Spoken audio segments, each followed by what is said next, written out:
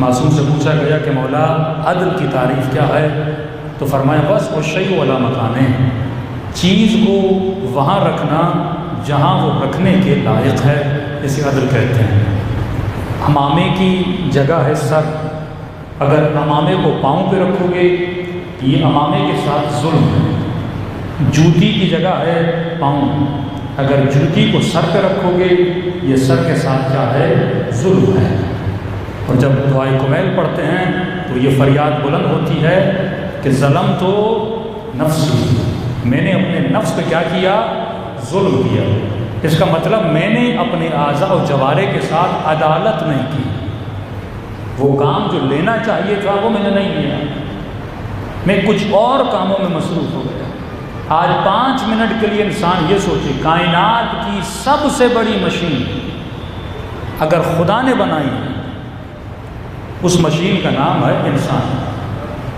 اتنی عظیم مشین ہے کہ یہی انسان اتنے بڑے جہاز کو کنٹرول کرتا ہے، یہی انسان سمندر میں ہزاروں ٹن وزن والی کشتی کو کنٹرول کرتا ہے۔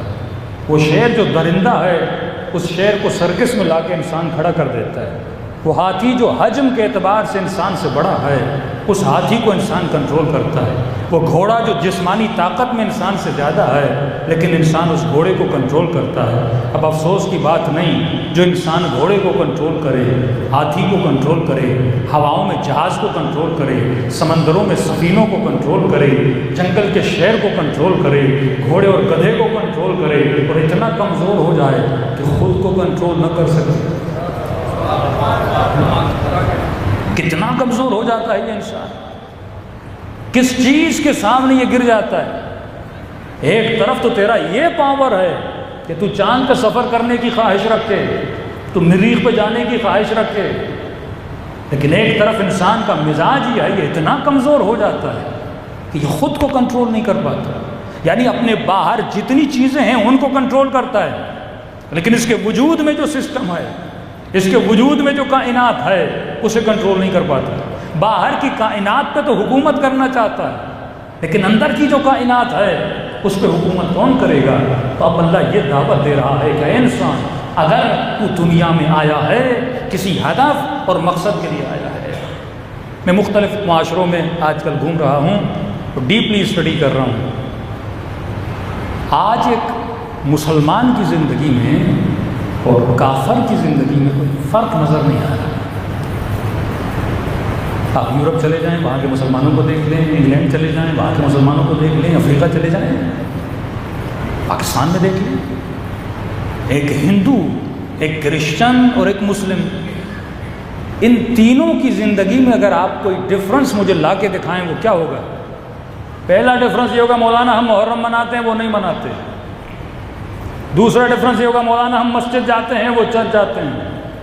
تیسرا یہ بولیں گے وہ مندر جاتے ہیں ہم مسجد جاتے ہیں۔ لیکن سوال یہ ہے صبح سے شام تک جو ہم زندگی گزارتے ہیں اس زندگی میں اس کی اور میری زندگی میں فرق کیا ہے؟ ایک چائنا کا بہت بڑا بزنس مین کہتا مجھے آپ مسلمانوں کی سمجھ نہیں آتی۔ کہ ہوا کیا ہے؟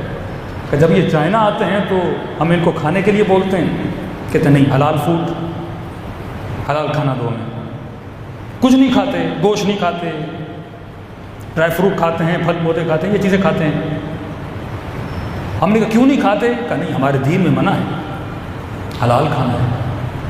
اور دوسری طرف ہمیں آرڈر دیتے ہیں کہ بھائی 5000 شرٹ پرنٹ کرو اور اس کے پیچھے لکھو میڈ ان ترکی، یا کہتے یہ چیز ہمیں تمہارے دین کی سمجھ نہیں آتی۔ ایک طرف حلال گوشت کے پیچھے اور جو شرٹ چھپا رہے ہو اس کے پیچھے تم غلط نام لکھوا رہے ہو۔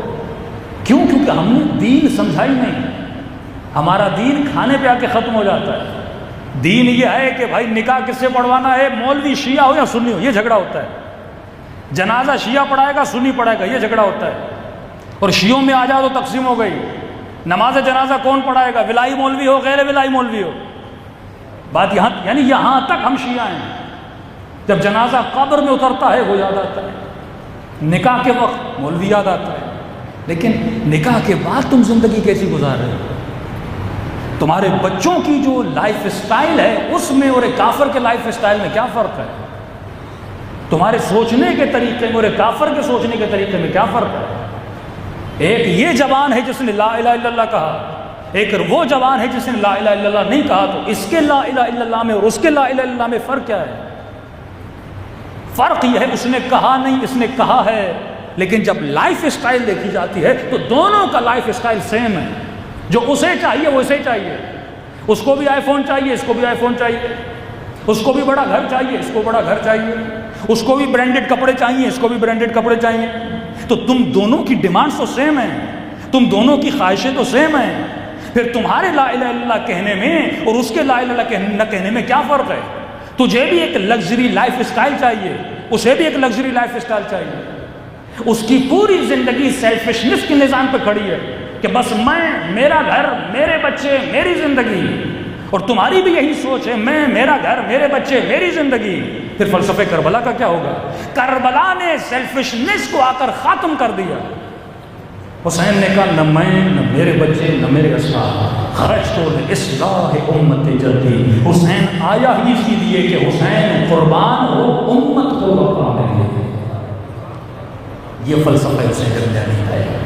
مطلب لا الہ الا اللہ کا مطلب یہ نہیں کہ بندہ زبان سے کہے، لا الہ الا اللہ کا مطلب یہ ہے تو کائنات کو کس نگاہ سے دیکھ رہا ہے۔ دیکھیے مختلف اینک ہے نا، اگر آپ نے بھی وہی اینک لگائی ہے اور کافر نے بھی وہی اینک لگائی ہے، کائنات ویسے ہی نظر آئے گی جیسے کافر کو نظر آتی ہے۔ لیکن اگر آپ کی آنکھوں پہ حسینی اینک ہو، ابن سعد کی آنکھوں پہ یزیدی اینک تھی، حر کی آنکھوں پہ حسینی اینک تھی، جب کائنات کو حسین کی نگاہ سے دیکھو گے پھر عمل بھی وہی کرو گے جو امام حسین کرتے تھے۔ لیکن نام ہو لا الہ الا اللہ، لیکن نگاہ وہی ہو جو یزید کی نگاہ ہو، وہ لا الہ الا اللہ تجھے فائدہ نہیں دیتا۔ ہمیں کائنات کو دیکھنے کا طریقہ بدلنا ہے، ہمیں گھروں کو دیکھنے کا طریقہ بدلنا ہے۔ آج ہر انسان یہی چاہتا ہے میرے بچے پڑھ جائیں، اچھے اسکول میں جائیں، اچھی یونیورسٹی میں چلے جائیں، اچھی جاب مل جائے، بچہ ڈاکٹر بن جائے، بچہ انجینئر بن جائے۔ تبھی رسول خدا فرماتے ہیں جب بچوں کے درمیان سے گزرتے ہیں، اصحاب نے کہا یا رسول اللہ آپ کے چہرے پہ اداسی کیوں آ گئی؟ فرماتے ہیں میں آخری زمانے کی امت کے بچوں کو دیکھ رہا ہوں۔ یا رسول اللہ اس میں اداسی کی کیا بات ہے؟ پر میں ان کے بچوں کو دیکھ رہا ہوں جنہوں نے اپنے بچوں کو کلمے تو پڑھا دیے لیکن زندگی ایسے ہی گزاریں گے جیسے یہود و نصارہ گزارتے ہیں۔ زبان پہ اللہ کا نام تو ہوگا لیکن زندگی کے طور و طریقے وہی ہوں گے۔ تو جو نگاہ امام حسین کی کائنات پہ تھی، جب تک ہماری نگاہ کائنات کے لیے وہ نہیں آتی تب تک ہمارے ایکشنز نہیں بدلتے، اور جب تک ایکشن نہیں بدلیں گے تب تک تمہارے ایموشنز نہیں بدلیں گے۔ تو جب تک سوچ امام حسین والی نہ ہو تب تک تمہارے اعمال بھی امام حسین والے نہیں ہوں گے۔ دیکھیے جناب زہیر امام حسین سے دور دور خیمہ لگا رہے تھے، اپنے غلاموں کو کہا دور سے دیکھو نا حسین کا خیمہ ہے، میرا خیمہ دور لگا دینا، میں نہیں چاہتا میرا خیمہ حسین ابن علی کے ساتھ لگے یا میرا مقابلہ امام حسین کے ساتھ ہو جائے۔ اب سفرے پر بیٹھا ہے، بیوی اس کی بڑی نیک تھی، کھانا بھی کھانا چاہتا تھا۔ آواز آئی زہیر انا برید الحسین، میں حسین کا قاصد ہوں، پیغام آور ہوں۔ اب سوچ رہا تھا کروں تو کیا کروں، جاؤں یا نہ جاؤں؟ اتنی دور حسین سے بھاگا بھاگا گیا لیکن پھر بھی حسین مجھے بلا رہے ہیں۔ اب سوچ ہی رہا تھا، اس کی بیوی بڑی نیک تھی، صالحہ تھی۔ فرمائے زہیر سوچ کیا رہے ہو؟ زہرا کا لال بلا رہا ہے اور تو لقمے کھا رہا ہے اور تو سوچ رہا ہے ارے سیدہ شباب اہل جنت بلا رہا ہے، یہ بھی سوچنے کی بات ہے۔ کھڑے ہو جاؤ زہیر، جاؤ حسین سے ملو، ملنے میں کوئی قباحت نہیں ہے۔ اب زہیر قدم اٹھاتا ہے، مولا کے خیمے میں جاتا ہے۔ آج تک تاریخ کو یہ نہیں پتا امام حسین نے اس کو کہا کیا، بتایا کیا، وہ کون سی گفتگو ہوئی کہ زہیر یہاں سے وہاں چل گیا۔ بیوی کو کہا تجھے طلاق دیتا ہوں، گھر مال دولت زراعت ساری میں نے تجھے بخشی۔ اب زہیر کی زندگی کا مقصد یہی ہے کہ حسین ابن علی کے ساتھ رہے۔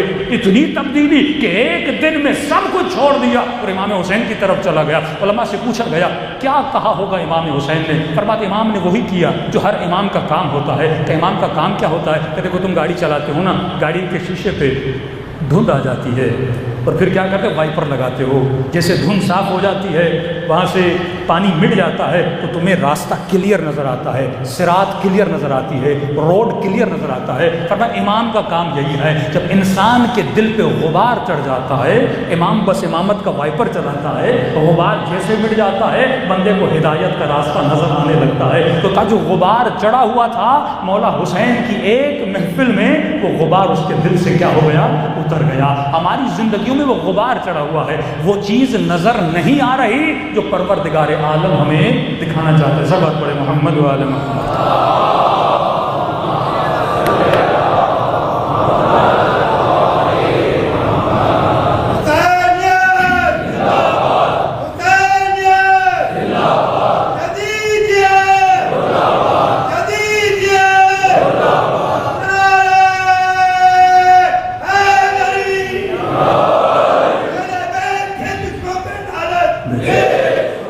سب سے بڑی امانت جو خدا نے کائنات والوں کو دی، فرمایا دو امانتیں ہیں، ایک انی تارکم فیکم الثقلین، دو وزنی چیزیں چھوڑے جا رہا ہوں، کتاب اللہ و عطرتی اہل بیتی۔ پہلی امانت میری کتاب ہے، اسی کتاب سے تجھے ہدایت ملے گی۔ اور یہی کتاب کہتی ہے کچھ لوگ ایسے ہیں جو قرآن پڑھتے ہیں پر قرآن ان پہ لعنت کرتا ہے۔ ایران کے بہت بڑے عالم دین بیٹے کے خواب میں آئے، فرمایا بابا قبر کی پہلی رات کیسی تھی؟ تو کہا کہ میرے لال اپنا بھی واقعہ سناتا ہوں، کسی اور کا بھی سناتا ہوں۔ کہ میری قبر کے ساتھ ایک اور اہل بیت کا چاہنے والا وہ بھی دنیا سے گیا۔ کہ میں اس کا عالم دیکھ رہا تھا جب ملائک اس سے پوچھ رہے تھے کہ بتا تمہاری کتاب کون سی ہے؟ کہا قرآن۔ کب پھر اسے پوچھا بتا کتاب کون سی؟ اس نے کہا قرآن۔ کب پھر ملائکوں نے مارا اور پوچھا بتا تمہاری کتاب کون سی ہے؟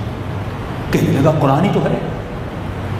کہا تو کہہ رہا ہے تیری کتاب قرآن ہے اور تو نے زندگی میں قرآن کو مانا ہی نہیں تھا۔ پھر پوچھا تمہارا امام کون ہے؟ جس نے علی ابن ابی طالب۔ کہا پھر ملائکوں نے دوہرایا بتا تمہارا امام کون ہے؟ کہتا کئی بار بتا چکا لیکن وہ ماننے کے لیے تیار نہیں تھے۔ جب پوچھا مان کیوں نہیں رہے؟ کہا امام وہ ہوتا ہے جو آگے چلے، مأموم وہ ہوتا ہے جو اس کے پیچھے چلے۔ یہاں پیش امام جب کہلاتے ہو وہ یہ مولانا پیش امام ہے، کیا مطلب؟ جماعت تب تک جماعت رہتی ہے جب تک تم امام جماعت کو فالو کرو۔ امام جماعت رکوع میں گیا اور میں اس سے پہلے کھڑا ہو جاؤں تو جماعت خراب ہو جاتی ہے، اس سے پہلے سجدے سے کھڑا ہو جاؤں جماعت خراب ہو جاتی ہے۔ جب وہ رکوع میں جائے گا پھر تو رکوع میں جائے گا، جب وہ سجدے میں جائے گا پھر تو سجدے میں جائے گا۔ اگر تو نے خود کیا تو یہ فرادہ ہو جائے گا، تو امامت سے باہر خارج ہو جائے گا۔ فرمایا اگر علی تیرا امام ہے لیکن تیری زندگی کے اعمال سے تو یہ نہیں لگتا کہ تو نے علی کو امام مانا تھا، تو وہاں جب کہا جائے گا، کسی بچے نے کہا مولانا یہ کیسا ایگزام ہے؟ میں نے کہا کیسا؟ کہا کہ دنیا کی نہ کوئی یونیورسٹی ایسی نہ کوئی اسکول ایسا جس میں پرچہ لیک ہو جائے۔ کہیں اللہ عجیب ہے پرچہ لیک کر دیتا ہے کہ اس ماں باپ ہم سن اور سمجھ تو سے یہ پوچھا جائے گا۔ سادہ سا مومن کہتا ہے میں بھی جواب رٹ لوں گا اور منکر و نکیر کو بتا دوں گا کیونکہ پہلے سے مولوی نے رٹوا دیا تھا مجھے کہ جب پوچھا جائے گا بتا کتاب کون سی، کہوں گا قرآن، امام کون سے، 12 نام تو ہم نے رٹ دیے۔ وہاں پہ پوچھا نہیں جائے گا، تمہارا عمل بتائے گا تمہارا امام کون تھا، تمہارا عمل بتائے گا تمہاری کتاب کون تھی۔ اب جب بیٹے نے اس عالم سے پوچھا کہ بابا آپ بتائیے آپ کا حال کیا تھا، کہ میرے لال جب مجھ سے پوچھنے لگا نا کہ بتا تمہارا امام کون ہے، کہ اس کے سوال میں اتنی دہشت و ابوت تھی، میں خوف میرے اوپر طاری ہو گیا۔ وہاں پہ میں نے دل ہی دل میں کہا کہ مولا تو جانتا تھا کہ میرا امام کون ہے، کہ میرے لال میں کہنا ہی چاہتا تھا۔ پیچھے سے امام رضا شرف یاب ہوئے اور اس نے کہا اس کا امام میں رضا ہوں۔ جب واقعاً تیرا امام علی ابن ابی طالب ہو، جب واقعاً تو نے امام کو فالو کیا ہو تو پھر تجھے جواب دینے کی ضرورت نہیں پڑتی، اہل بیت خود آ کر جواب دیتے ہیں۔ تو انسان کو سوچنا چاہیے، سب سے پہلا سوال جو ہر انسان خود سے کرے کہ کائنات کی اتنی بڑی مشین جو خدا نے بنائی، کہ فرمایا سخر لکم ما فی السماوات و ما فی الارض، پوری کائنات کو ہے جمع ہے مومن میں نے تمہارے لیے مسخر کیا۔ یعنی یہ چاند یہ سورج کس کے لیے بنے؟ میرے لیے بنے۔ یہ چرند و پرند کس کے لیے بنے؟ میرے لیے بنے۔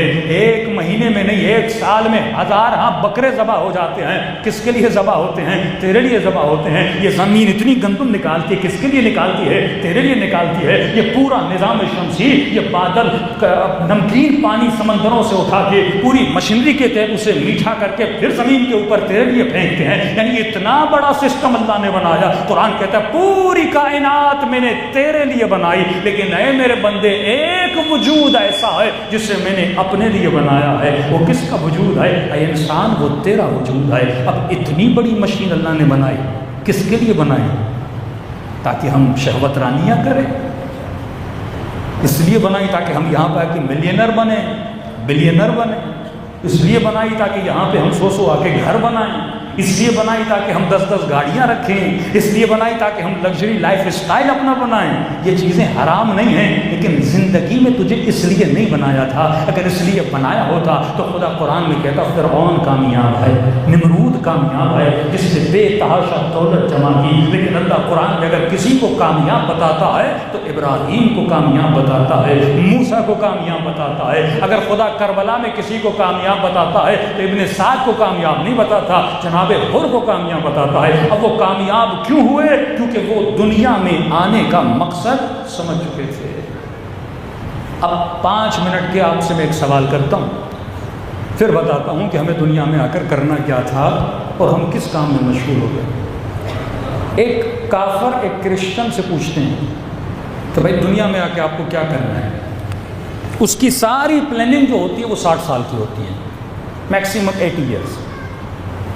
پہلے جاب کی تلاش، بزنس کو اسٹیبل کرے، ذہنیت یہ ہوتی ہے 50-45 سال تک کام کریں گے، مال جمع کریں گے، اس کے بعد ریٹائرمنٹ، بڑھاپا، اور اس کے بعد جو پیسہ کمایا ہے اس سے مزے کریں گے، کبھی ادھر گھومیں گے، کبھی ادھر گھومیں گے، کبھی ترکی کا، کبھی یورپ کا، کبھی امریکہ کا، کبھی سوئٹزرلینڈ کا ٹور لگائیں گے۔ آپ کا بھی ہم یہی ہے؟ اگر یہی ہے تو پھر ایک کافر کی سوچ میں اور علی والے کی سوچ میں فرق ہے۔ اگر میرا دنیا میں آنے کا ایم یہ ہے، میں پیدا ہوا، جوان ہوا، نوکری کروں، شادی کروں، 4 بچے پیدا کروں اور اس کے بعد مر جاؤں، اس لیے اللہ نے پیدا کیا تھا، یہ ہدف ابس نہیں لگتا آپ کو کہ اتنی کائنات کی انرجی لگا کے یہ کام کروایا جائے انسان سے کہ تو اس لیے آیا 2 بچے پیدا کرے، شادی کرے، 4 گھر بنائے، گاڑی لے، پھر انا للہ و انا الیہ راجعون؟ تو کوئی بڑا ہدف تو نہیں ہے۔ اس طرح تو ایک بکری بھی آتی ہے، کھاتی ہے، پیتی ہے، سوتی ہے، اٹھتی ہے، مرتی ہے، چلی جاتی ہے۔ اس طرح تو ایک مچھر بھی دنیا میں آتا ہے، گھومتا ہے، پھرتا ہے۔ اس طرح تو یہ پرندے، یہ کوے بھی آپ دیکھ رہے ہیں، آتے ہیں، گھومتے ہیں، سیر و سیراب کرتے ہیں، میل و میلاب کرتے ہیں اور اس کے بعد چلے جاتے ہیں۔ یہ مقصد زندگی تھا، اس کے لیے خدا نے تجھے پیدا کیا۔ یہ تو بالکل ایسے ہے کہ ایک بندے کو اپنے آفس کا حساب و کتاب کرنا ہو اور اس کے لیے کمپیوٹر لے کوئی 15-20 لاکھ کا، تو دنیا کیا بولے گی؟ تم نے ہائی ڈیفینیشن والا کمپیوٹر لیا جو مکسنگ کے لیے، گرافک کے کاموں کے لیے تھا، اور کام اس سے کیا لے رہے؟ ایک ای میل کرنا ہے، ایک ای میل آنی ہے اور اس کو پرنٹ کرنا۔ بھائی اس کے لیے تو 50,000 کمپیوٹر تو لے لیتا ہے۔ اگر شادی کرنا، اولاد پیدا کرنا، مال جمع کرنا، گھومنا پھرنا ہوتا تو خدا ہمیں کیوں پیدا کرتا؟ گدھے کافی تھے، گھوڑے کافی تھے، پرندے کافی تھے، نہ پاسپورٹ کی ضرورت، نہ ویزا کی ضرورت۔ آسٹریلیا کے یہاں آ جاتے ہیں، یہاں کے وہاں چلے جاتے ہیں۔ پھر ہمیں کیوں پیدا کیا؟ اس مقصد کے لیے کہ ہم کھائیں پئیں اور شہوت رانیاں کریں اور بعد میں چلے جائیں۔ ہفتہ پہلے پلان کرتے ہیں کس ہوٹل میں جا کے کھانا کھانا ہے، ایک سال پہلے پلاننگ ہوتی ہے کس ملک کی سیر کرنی ہے، پورا سال پیسے جمع کیے جاتے ہیں۔ کبھی سوچے تو صحیح تو نے اتنا مال جمع کیوں کیا؟ کہیں سوچے تو صحیح ہے ساری چیزیں گھومنے کے بعد تجھے ملا کیا؟ ایک ہی بندہ ہے جو درخت کو دیکھ کے خدا تک پہنچتا ہے، لیکن ایک وہ بندہ ہے جو درخت سے خدا تک نہیں پہنچتا۔ ایک ہی بندہ ہے جو امام حسین سے ملنے کے بعد حر بن جاتا ہے، دوسرا وہ ہے جو پوری زندگی رسول کے ساتھ رہنے کے بعد بھی قاتل زہرا بن جاتا ہے، کیونکہ سوچ نہیں، کیونکہ غور نہیں، کیونکہ فکر نہیں۔ الذین یتفکرون فی خلق السماوات والارض، جو فکر نہ کرے اس مومن کا کوئی فائدہ نہیں۔ ایک مومن سے میں نے پوچھا آپ کیا کر رہے تھے؟ مولانا کچھ بھی نہیں، ریلیکس۔ کیا مطلب ریلیکس؟ کا پیسہ کما لیا، گھر بنا لیا، گاڑی آ گئی، اب ریلیکس کے دن ہے۔ وہ علی والا ہو ہی نہیں سکتا جو زندگی میں ریلیکس ہو جائے۔ یہاں تو کام کرنے آیا ہے، یہاں تو محنت کرنے آیا ہے، یہاں تو بہت بڑا ایم لے کر آیا ہے، یہاں تو ابدیت بنانے آیا ہے، یہاں تو قیامت کو کریٹ کرنے آیا ہے، یہاں تو عالم برزخ کو بنانے آیا ہے۔ اب اسے کیا پتا کہ برزخ کیا ہے، کیونکہ مولوی نے نہیں بتایا۔ ہمارے یہاں جنت کا کانسیپٹ کیا ہے؟ حوریں ملیں گی، اچھا، اور شہد کی نہریں ہوں گی، اور باغات ہوں گے۔ اب یہ چیزیں ایک انگریز کو بتاؤ، ایک مالدار کو بتاؤ، وہ کہے گا ساری تو مجھے یہیں مل گئیں۔ اب اس چکر میں نمازیں پڑھوں، اس چکر میں حج کروں کہ وہاں مجھے ایک باغ ملے گا، تو میرے پاس تو پیسہ ہے، میں زمین پہ کوئی جزیرہ لے لوں۔ اچھا حوریں ملیں گی، حوریں کیا بڑی خوبصورت ہیں، سفید ہیں، چمڑی ایسی ہے، پانی پئیں گے تو گلے سے پانی اترے گا، نظر آئے گا۔ اچھا کہے گا میں مالدار ہوں، دنیا کے حسیناؤں کو خرید سکتا ہوں۔ کتنی کنیزیں تھیں یزید کے پاس، یہ عثمانی حکومت ہزار کنیزیں، 2,000 کنیزیں، یعنی سال میں ایک دن ایک بیوی کے پاس بھی جائے پھر بھی پورا نہیں ہوتا تھا بندہ، پھر بھی باقی رہ جاتی تھی۔ 2,000 کنیزیں ایک بادشاہ کے پاس۔ تو اس کے لیے تصور جنت کیا ہے؟ کہ دودھ کی نہریں، اچھا میں گھر میں سوئمنگ پول بنا دوں، سارا دودھ ڈال دوں اس میں، شہد کی نہریں، ساری شہد ایک سوئمنگ پول میں جمع کر دوں۔ ایک غلط کانسیپٹ ہمیں دیا گیا ہے کہ نہر کے پیچھے کے مولا جی، اتنی بڑی کربلا امام حسین نے وفا کی۔ اکبر کی قیمت زیادہ ہے یا حوروں کی قیمت؟ شہد کی قیمت زیادہ ہے یعنی اصغر کی قیمت؟ ایسی دولت مل جائے کبھی ختم ہی نہ ہو، مولانا ایسا ATM مل جائے پیسے نکالتے جاؤں لیکن پیسے ختم دینے کا نام نہ لے، ایسی لذت مل جائے۔ آپ دیکھتے ہیں نا دنیا میں جتنے بھی شہوت کے اسباب ہیں، انگریز کس چیز کے پیچھے ہوتے ہیں؟ شراب کیوں پیتے ہیں؟ سیٹرڈے سنڈے نائٹ ان کی 2 راتیں ہوتی ہیں مزے کے لیے، سیٹرڈے اور سنڈے۔ مومن مزہ کہاں لیتا ہے؟ مومن عشق بازی کہاں کرتا ہے؟ مومن عیاشی کہاں کرتا ہے؟ مومن کی عیاشی دعائے کمیل ہے۔ مومن عیش لیتا ہے مجلس حسین میں، یہاں روح کا مزہ لینے آتا ہے، یہ عشق بازی کرتا ہے اپنے پروردگار عالم کے ساتھ، اسے مسلح پہ مزہ آتا ہے۔ لیکن اسے کہاں مزہ آتا ہے؟ شراب پینے میں مزہ آتا ہے، زنا میں مزہ آتا ہے۔ اب کیونکہ وہ مزہ لمیٹڈ ہے، میڈیسن بنائی جاتی ہے اس کو انلمیٹڈ بنانے کی، ہاں مختلف چیزوں کے پیچھے ہوتا ہے، یہ چیز میری انلمیٹڈ ہونے والی نہیں ہے۔ کائنات کے ہر مزے کو خدا نے لمیٹڈ رکھا کیونکہ دنیا لمیٹڈ ہے۔ یہ دن رات کیوں ہو رہا ہے؟ تاکہ سمجھو دن بھی لمیٹڈ ہے، رات بھی لمیٹڈ ہے، لمحے لمیٹڈ ہے، زندگی لمیٹڈ ہے، پاور لمیٹڈ ہے۔ کسی بھی چیز کو دنیا میں عروج نہیں ہے۔ آج مشرف کا حال دیکھیے، بستر پہ لیٹا ہوا ہے، کہاں گیا اس کا پاور، کہاں گیا اس کی طاقت، کہاں ہے ضیاء الحق، کہاں یہ حکمران، کہاں ہے نواز شریف؟ سارے پاور آپ دیکھ رہے ختم ہو چکے ہیں کیونکہ دنیا لمیٹڈ ہے۔ کوئی ایسا امیر بتائیے جو ہمیشہ امیر رہا ہو، کوئی ایسا غریب بتائیے جو ہمیشہ غریب رہا ہو، دنیا لمیٹڈ ہے۔ تو اگر یہ سوچ کرسچن والی آپ کی سوچ ہے کہ ہم دنیا میں آئیں دنیا بنانے کے لیے، عدم اطمینان میں رہو، سکون تمہارے نہیں ہوگا۔ چلے جاؤ اولڈ ہاؤسز میں، یورپ چلے جائیں اولڈ ہاؤسز میں، یہ بوڑھے کرسچن دیکھیں سارے ڈپریشن کے مریض ہیں، بیماریوں میں مبتلا ہیں، کیونکہ زندگی اینڈ تک پہنچ گئی۔ اب کہتے ہیں کچھ بھی نہیں، زندگی سامنے بلیک ہے، کوئی امید نہیں، کوئی ہدف نہیں، کوئی ایم نہیں، کوئی مقصد نہیں، کما لیا، کھا لیا، پی لیا، اب سامنے دیکھ رہے موت، دی اینڈ۔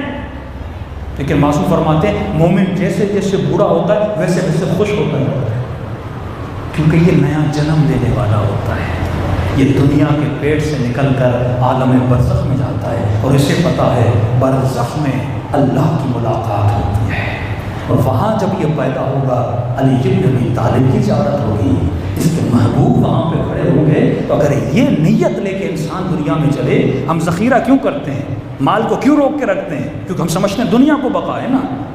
الذی جمع مالہ عددہ، قرآن کی اتنی سخت آیتیں ہیں، جس نے مال جمع کیا پھر اور بنایا پھر اور بنایا۔ اللہ کہتا ہے ایسے بندوں کو میں جہنم کی ایندھن بنا دوں گا، کیونکہ اس نے خلقت کا مقصد ہی تباہ و برباد کر دیا۔ میں نے تجھے مال جمع کرنے کے لیے نہیں، مال لو کس کے لیے؟ زندگی کی آسائش رہو، لیکن یہ مال جمع کرنے کے لیے نہیں آئے، تم ذخیرہ اندوزی کے لیے دنیا میں نہیں آئے۔ مطلب تمہارا یہ تصور ہی نہیں ہے عالم برزخ کا۔ یہاں کی نعمتوں کو وہاں کی نعمتوں میں بدلو، یہاں کے اعضاء وہاں کے اعضاء کے لیے بنانے کے لیے آئے ہیں۔ کل یہ میں پھر بتاؤں گا کہ مولا فرماتے ہیں عالم برزخ میں وہ کون سے لوگ ہیں جو لولے لنگڑے پیدا ہوں گے، اندھے پیدا ہوں گے، ناقص العضو پیدا ہوں گے، اور وہ کون سے لوگ ہیں جو صحیح سالم پیدا ہوں گے، جو عالم برزخ کی نعمتوں سے استفادہ لیں گے۔ ایک ایران کی سیریز ہے، میں کئی سالوں سے کوشش کر رہا ہوں لیکن مصروفیت کی وجہ سے میں بنا نہیں پا رہا۔ اس میں ان لوگوں کے واقعات ہیں جو کوما میں گئے اور جنہوں نے وہاں کی کچھ جھلکیاں دیکھی عالم برزخ کی۔ امام حسین نے شب عاشور جب چراغ بجھایا تو جسے جانا ہے چلا جائے، جس کو جانا تھا وہ چلا گیا، کئی لوگ چلے گئے، مخلصین بچ گئے۔ اس وقت امام حسین نے ان کو عالم برزخ دکھایا، دو انگلیوں کی طرح، کیونکہ جب آپ برزخ دیکھتے ہو یا اس کا علم لیتے ہو آپ کے اندر یقین پیدا ہو جاتا ہے کہ کوئی عالم ہے جس کے لیے میں آیا ہوں۔ یہ 60 ایئرز میں جو کر رہا ہوں وہاں پہ میں کائنات بنا رہا ہوں، اپنا جسم بنا رہا ہوں، وہاں کی لذتوں کو کریٹ کر رہا ہوں، اپنی آنکھوں کو بنا رہا ہوں، اپنے کانوں کو بنا رہا ہوں۔ ایسا نہ ہو وہاں پہ پیدا ہو جاؤں، آنکھیں نہ ہوں تو علی کی زیارت کیسی ہوگی، کان نہ ہوں تو اللہ کی آواز کیسے سنوں گا، اگر معذور پیدا ہوں گا تو عالم برزخ کی لذتوں سے استفادہ کیسے کروں گا۔ تو اکثر لوگ، کچھ لوگ جن کی ارواح نکلی، سب یہ کہتے ہیں کہ ہم نے ایک بلیک ہول دیکھا نا، ایک ٹنل دیکھا۔ یہ انگریزوں کے بھی آپ قصے سنیں گے، وہ بھی یہی کہتے ہیں کہ ہر مرنے والے کی کیفیت سیم ہوتی ہے۔ ایک مومن نے کہا کہ مولانا کیا ہوتا کہ اللہ ہمیں مارتا نہ، ایسے ہی ہمیں اوپر لے جاتا؟ تو میں نے کہا نہیں، روح کا بدن سے نکلنا ضروری ہے، کیونکہ بدن متناسب ہے دنیا کے لیے، یہ بنا ہی دنیا کے لیے۔ مثال کے طور پہ آپ ایک قمیص بناتے ہو پاکستان کی گرمی اور سردی کے حساب سے، اب وہی قمیص لے کے کینیڈا چلے جاؤ مر جاؤ گے سردی سے، اور کینیڈا کے کپڑے لے کر آپ سبھی چلے جاؤ تو گرمی سے مر جاؤ گے، کیونکہ متناسب نہیں ہے۔ وہاں کی چیزیں وہاں کے لیے، یہاں کی چیزیں یہاں کے لیے۔ یہ جسم بنا دنیا کے لیے، یہاں کی لذتیں لے، اولاد پیدا کرے، کھانا کھائے، محنت کرے، کمائے، لیکن جو عالم برزخ کا جسم ہے وہ ایک اور جسم ہے۔ دوسرا، ملینز آف ایئر برزخ یہاں سے دور ہے، ایک الگ ہی جگہ ہے، اور وہاں جانے کے لیے اب یہاں سے سائنسدان کہتے ہیں اگر ہم یہاں سے سورج پہ جانا چاہیں تو ملینز آف ایئر لگیں گے سورج تک پہنچنے میں۔ تیز سے تیز سفینہ بھی بنایا جائے ملینز لگیں گے، اور اتنی اسپیڈ اگر اس جہاز اور سفینے کو دی جائے تو انسان کا جسم اس اسپیڈ کو برداشت نہیں کر پائے گا۔ کہتے ہیں اگر اتنی شدت سے، اتنی بڑی اسپیڈ سے، جو ہم لائٹ کی اسپیڈ کہتے ہیں، اگر اس اسپیڈ میں انسان کو جہاز میں بٹھایا جائے اور انسان آگے چلا جائے، اس کا جسم ذرہ ذرہ ہو جائے گا، اس میں اتنی طاقت نہیں ہے۔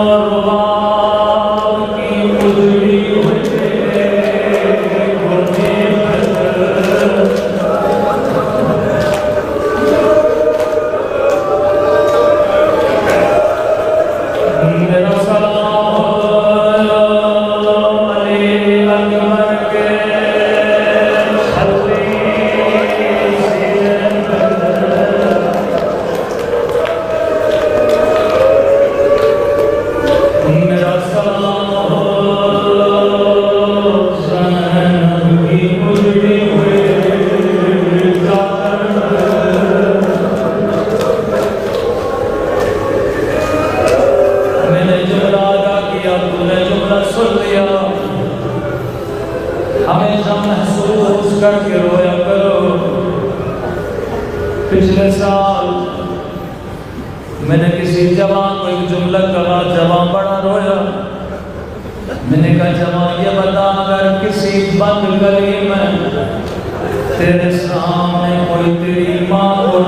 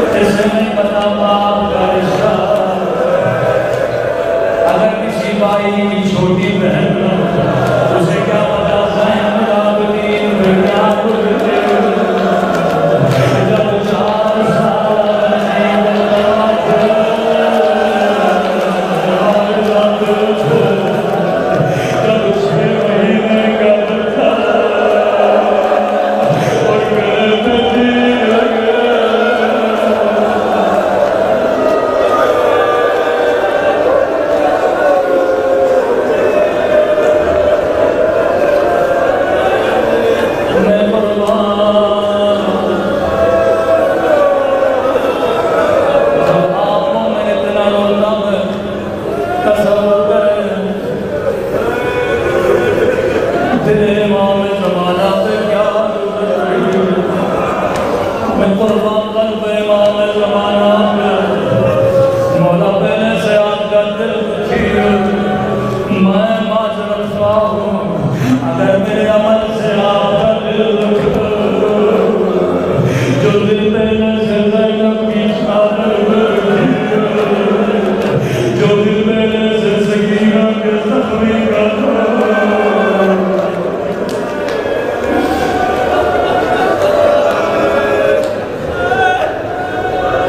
میری عادت مسائل سے پہلے امام زمانہ کے سلام سناتا زیادت ناہیہ مولا کا نوحہ ہر نوح خواہ کا نوحہ سنتے لیکن اس نوح میں وہ درد نہیں یہ جملے میرے نہیں امام زمانہ کے جملے بڑا مسائل نہیں جملوں زیادت ناہیہ امام زمانہ کا نوحہ فرماتے میرا سلام زخمی میں نہیں کہہ رہا امام زمانہ کہہ رہا میرا سلام زخمی کلائیوں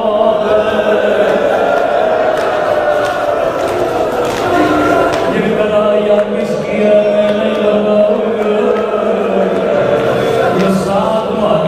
تجھے پتا چلے گا میرا سلام زخمی کلائیوں پہ جنہیں پسے کرتا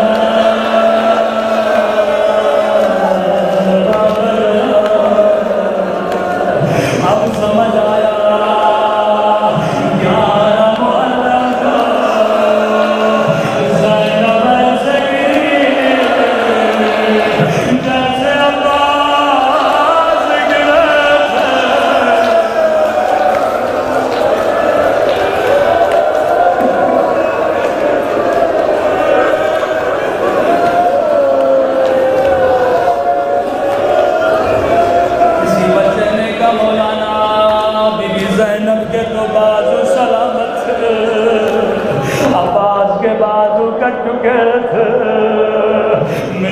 مجھے نہیں پتا امام زمانہ فرماتے میرا سلام میری ان بکھیوں پہ اور جن کے بادور کے سلام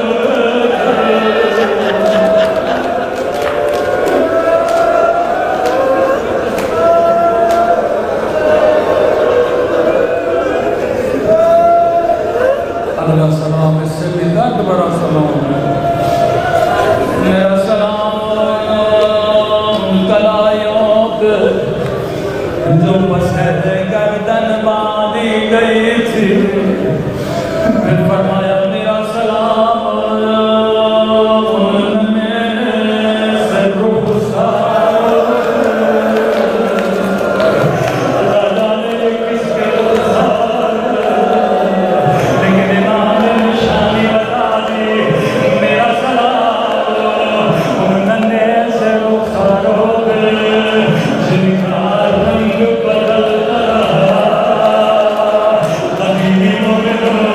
یہ نہیں کا رنگ بدل گیا بلکہ بدل رہا کبھی شمر کے تماچوں کبھی ابن سعد کے تماچوں کبھی ظالم کے تماچوں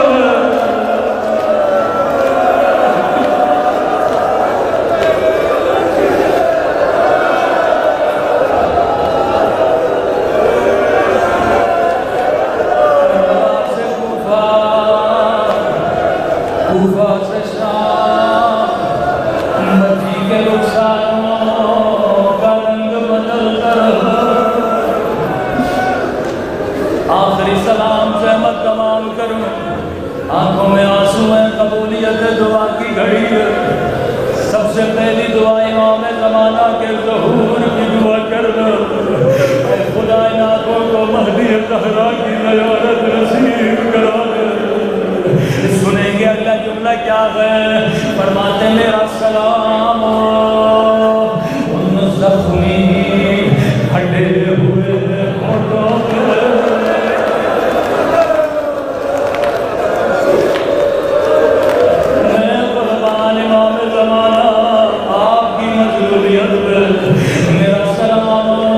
میں پھٹے ہوئے ہونٹوں پہ وہ جلد ظالم چھڑی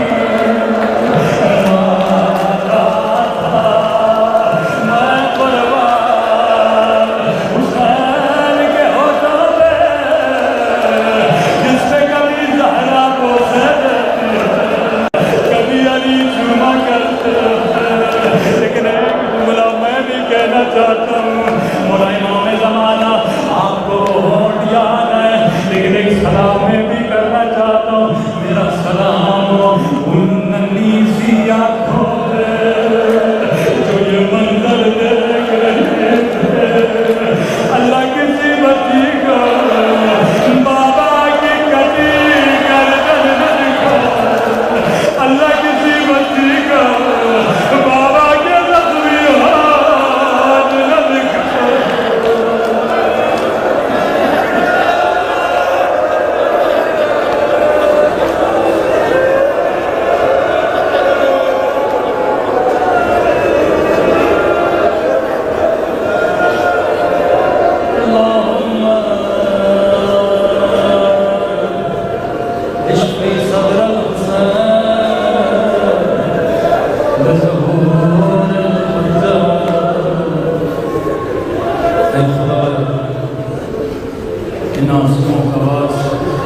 ہمارے مولا اور آپ کا امام زمانہ ہم سب کو مولا کے عوام انصار اے خدا ان آنکھوں سے ان آزاد سے ان زبانوں سے ان آنکھوں سے جو گناہ کیے جاتے ہیں جب موت دینا یقین کی موت دینا عالم قبر میں عالم قیامت شفاعت امام حسین نصیب فرما تمہارے مرحومین کو میرے درجات کو بلند فرما امید کی پریشانی کو دور فرما جو سنا اس پر عمل کرنے کی توفیق نصیب فرما ربنا تقبل منا انك انت السميع الدعاء